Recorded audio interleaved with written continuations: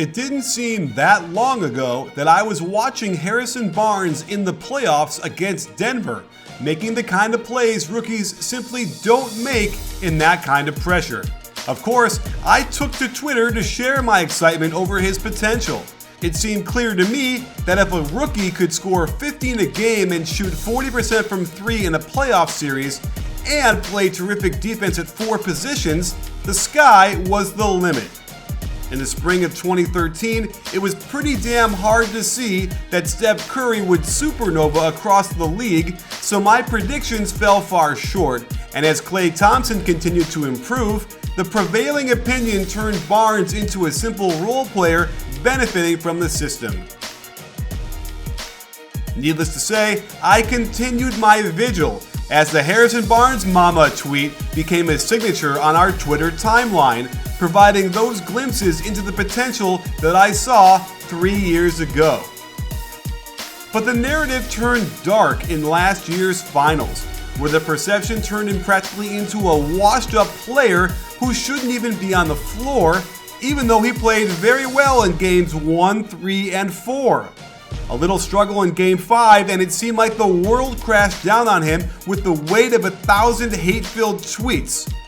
And when KD signed with the Warriors, Barnes was forced to change the scenery and his role with the Dallas Mavericks. And what a change it has been. Few would have suspected Barnes to post these kind of numbers so early in the season, and it's been startling to see him play with this much confidence, rapidly becoming that guy who the entire team looks to for points. So let's look at how Rick Carlisle has awakened the player I had always thought could be the man if given the chance. The first thing that stands out is how often Barnes gets to isolate on his man, the most common actions that have been getting him shots. This pin down from Bogut on the right side leads to many of his isolations, where he can go to work on the right wing with his jab step game, then rise up into the tough jumper. However, you can see how stagnant this set gets once Barnes catches it, and there really isn't any room to attack the hoop, which makes it even more impressive that he gets there with the nice lefty finish. Now, watch what happens when they run the same action but Barnes just shoots it off the catch. We'll get back to this in a minute, but it's a much better look, right? They'll also run this pin down as zipper action out to the top, and then just space the floor and let Barnes run the show, which has been a revelation for him, having never had this opportunity while playing in Golden State. More often than not, his ISOs will be the jab step into pull-up while the rest of the team stands around and watches. So far, Barnes has proven that he can fill that role for them, and there's always room for improvement as he continues to get more and more comfortable with all eyes on him. But not only have we seen him make the basic fundamental play out of these isolations, he is starting to create a little highlight reel for himself as defenses have been able to counter his initial drive, and Barnes has added some real progressions to his moves that should make everyone raise a serious eyebrow, nod their head, and say, "What? Excellent." The Mavericks do try to run action that will cause a switch and give him a mismatch, but my biggest issue with most of these isolations is that he waits way too long before attacking his defender. The longer he holds it, the more stagnant the offense becomes and the easier it is for the team defense to close off lanes and cause tougher and tougher shots. Let's compare these to plays he makes by attacking right off the catch. I'm less concerned with the result and instead focus on the quality of shots he gets when he gets into a move right away. Remember, you're never more open than when you catch the ball, otherwise they wouldn't have thrown it to you.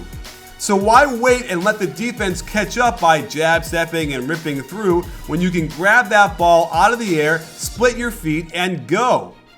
It's perfectly clear in my mind that this is the way Barnes should be attacking almost all the time, before the defense can get set, and once he gets going, he can showcase more of his raw talent at shot making. That said, I wanted to make a note of his improved left-hand finish, something I don't remember seeing much at all in Golden State. And look how he doesn't waste time attacking with the dribble, great crossover, and nifty left off the glass. On this face-up ISO in the post, He does take a long time to attack, making the shot more difficult, but look at this incredible sweeping fadeaway hook lefty from 9 feet out. And he does it again with this slow isolation. I hope you make the connection between holding the ball too long and difficult shots. But man, another lefty beauty floating to the baseline that's impossible to stop. Finney-Smith also shows us the value of attacking on the catch, collapsing the defense, and look how beautiful this hop 3 looks from Barnes. He might not have made it, but the rhythm and decisiveness is there, and when he just catches it and shoots it, you can see how much better he is as a shooter. This is Barnes' role, to be the primary scorer, so don't expect to get many assists out here. It's clearly something he needs to work on, but I'm sure that Carlisle will trade it off by running his very deliberate offense designed to get exactly the shot he wants on each possession. Barnes now has the green light to attack in isolations, coming off of screens, in the post, and from behind the arc, making him a bona fide threat that defenses will have to adjust for or risk giving up 25 points a game. While the Mavericks might struggle this year to win a lot of games, it might be worth it to allow Harrison Barnes' mama to come out of hiding and treat us to the world of potential he showed us way back when.